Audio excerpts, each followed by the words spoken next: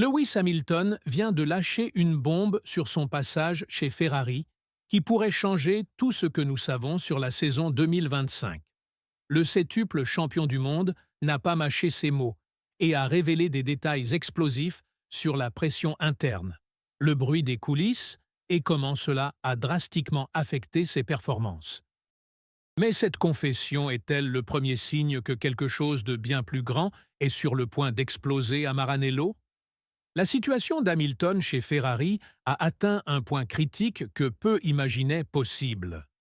Depuis son arrivée triomphale dans l'équipe italienne au début de l'année, le Britannique a fait face à une réalité complètement différente du rêve d'enfance qu'il avait tant nourri.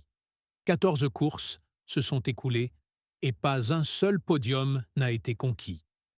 Pour un pilote qui a accumulé 93 victoires dans sa carrière, cette séquence représente bien plus que de mauvais chiffres sur le papier. C'est une crise d'identité qui ronge de l'intérieur l'un des plus grands champions de l'histoire de la Formule 1. Le Grand Prix de Hongrie a été le moment où la situation a atteint son point le plus bas. Hamilton n'a qualifié qu'en 12e position, tandis que son coéquipier Charles Leclerc décrochait la pole position de Ferrari de la saison. La différence criante de performance entre les deux pilotes a révélé quelque chose qui va bien au-delà des questions techniques. Hamilton a atteint sa limite émotionnelle, se qualifiant lui-même d'inutile à plusieurs reprises et allant jusqu'à suggérer que Ferrari devrait envisager son remplacement. Mais c'est sa déclaration sur les problèmes en coulisses qui a vraiment attiré l'attention. Selon lui, il se passe beaucoup de choses derrière les caméras qui ne vont pas du tout bien. Maintenant, à la veille du Grand Prix des Pays-Bas, Hamilton a décidé de se confier de manière encore plus révélatrice. Le pilote a admis que la pression et le bruit constant autour de Ferrari ont considérablement nui à sa capacité à s'amuser en course. Pour quelqu'un qui a toujours eu la passion du sport comme principale motivation, cette confession sonne comme un énorme signal d'alarme. Hamilton a déclaré que lui et l'équipe doivent se rappeler qu'ils aiment ce qu'ils font. Une déclaration qui suggère que cette passion fondamentale est étouffée par les circonstances actuelles. Ce qui frappe le plus, c'est la façon dont Hamilton a décrit son expérience chez Ferrari jusqu'à présent. Il a parlé d'une combinaison dévastatrice de facteurs qui ont rendu la première moitié de la saison extrêmement difficile. La quantité absurde de travail, les nouveaux partenaires commerciaux, les séances photos interminables et l'intégration complexe dans une équipe gigantesque.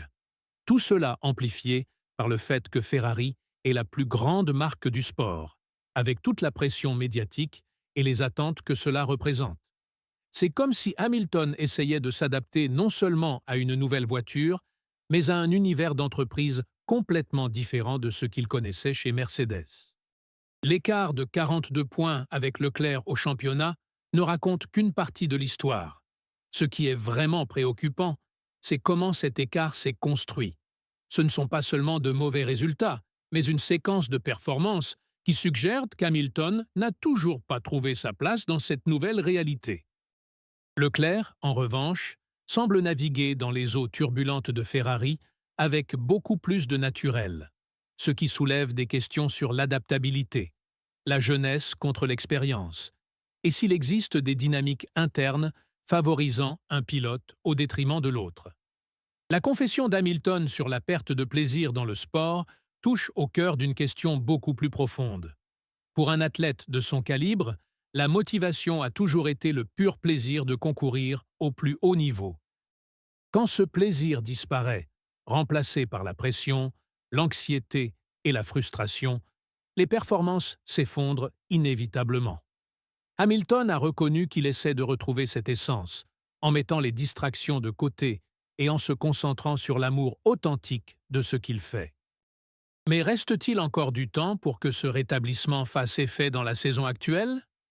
George Russell, ancien coéquipier d'Hamilton chez Mercedes, a pris la défense du septuple champion, qualifiant ses déclarations autodépréciatives de bêtises émotionnelles. Russell a pointé la victoire dans la course sprint de Chine comme preuve qu'Hamilton a toujours son talent intact. Cette perspective externe offre un contrepoint intéressant. suggérant que les problèmes d'Hamilton pourraient être davantage liés à l'environnement et aux circonstances qu'à une prétendue perte de compétences. Russell a également souligné comment la Formule 1 ne pardonne pas quand l'équipe ne performe pas au plus haut niveau, une observation qui peut expliquer beaucoup sur les difficultés actuelles. La situation crée un scénario fascinant pour les 10 courses restantes de la saison. Hamilton est clairement dans un moment de réflexion profonde sur sa carrière et sa place chez Ferrari. Sa détermination à tourner la page au Grand Prix des Pays-Bas suggère qu'il croit encore à la possibilité d'un redressement. Mais les confessions révèlent aussi des fractures significatives qui pourraient avoir des conséquences durables. Si Hamilton ne parvient pas à retrouver sa forme et sa joie de courir, cela pourrait affecter non seulement le reste de la saison, mais aussi ses projets pour 2026 et au-delà. Ferrari, de son côté, fait face à un dilemme complexe qui va bien au-delà des résultats en piste. Avoir Lewis Hamilton dans l'équipe a toujours concerné bien plus que des résultats immédiats. Il s'agissait de prestige, de marketing mondial et de la réalisation d'un rêve historique qui unissait le plus grand nom de la Formule 1 avec la marque la plus iconique du sport automobile mondial. Mais les rêves peuvent se transformer en cauchemars lorsque la réalité ne correspond pas aux attentes créées par des années de spéculation et de battage médiatique. La pression interne mentionnée par Hamilton peut refléter une organisation qui apprend encore à gérer les énormes attentes générées par son recrutement le plus médiatisé de l'histoire récente. Le facteur temps pèse aussi impitoyablement contre Hamilton. À 40 ans, il n'a pas le luxe des saisons d'adaptation que les pilotes plus jeunes peuvent se permettre. Chaque course perdue, chaque opportunité gaspillée, représente une tranche significative du temps restant dans sa carrière. Cela ajoute une couche supplémentaire de pression psychologique qui pourrait contribuer au cercle vicieux d'anxiété et de contre-performance qu'il a lui-même décrit. Ferrari, conscient de cette réalité, doit trouver des solutions rapidement ou risque de gaspiller ce qui pourrait être la dernière opportunité d'avoir un septuple champion du monde dans son cockpit. Le moment actuel d'Hamilton chez Ferrari sert de puissant rappel que même les plus grands champions sont humains, sujets aux doutes, aux pressions et aux moments de vulnérabilité. Son honnêteté brutale sur les difficultés rencontrées montre une maturité émotionnelle qui pourrait être exactement ce dont il a besoin pour surmonter cette phase.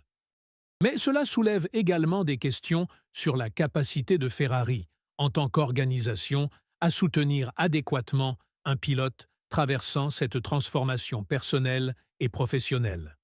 Les prochaines courses ne détermineront pas seulement les positions au championnat, mais aussi si l'une des plus grandes légendes de la Formule 1 pourra redécouvrir la magie qui l'a amené jusqu'ici.